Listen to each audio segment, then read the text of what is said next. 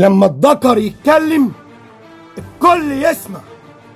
كلمة رئيس جمهورية مصر العربية النهاردة في القمة العربية الإسلامية غير العادية في الرياض السعودية زلزلت الدنيا.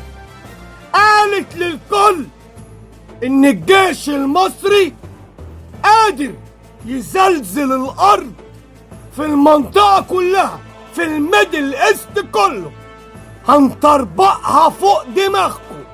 قالها صراحة الرئيس عبد الفتاح السيسي، وده باين جدا في الصحف الإسرائيلية الناطقة الليلية اللي صدرت وقالت مصر رسميا بتعلن الحرب على إسرائيل. ولأول مرة من سنة منذ الأحداث ويطلع الذكر الرئيس عبد الفتاح السيسي النهارده أسلك صدورنا كلنا.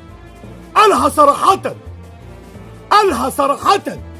قالها بجملة واحدة، كلام واضح وصريح: وقف إطلاق النار دون قيود أو شروط. لكل اللي قالوا مصر هتبيع، لكل اللي قالوا مصر هتشيل الديون، مصر هتاخد شوية دولارات، مصر هتدخل الفلسطينيين فلسطين، غزة، سينا، مصر هتتنازل عن أرضها.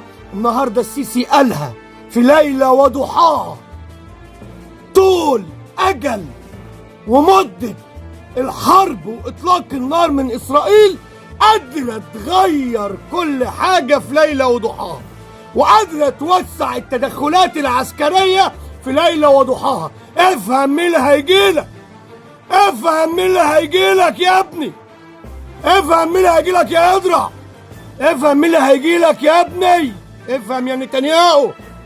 الجيش المصري هو اللي هيجيلك، هيدك عليها وطيها. قسمت برب العباد قادر يزلزل الارض، قادر يزلزل الارض ويرج السما ويهز البحر. نسور في السما وبراكين في الارض. الجيش المصري قالها النهارده صريحه. شوف كلمه الرئيس عبد الفتاح السيسي.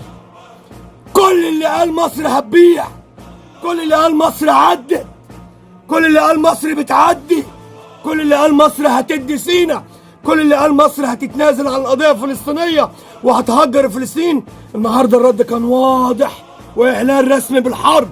ان لم تقف الا لو ما وقفتش ضرب النار ليله ابوك سودا. باختصار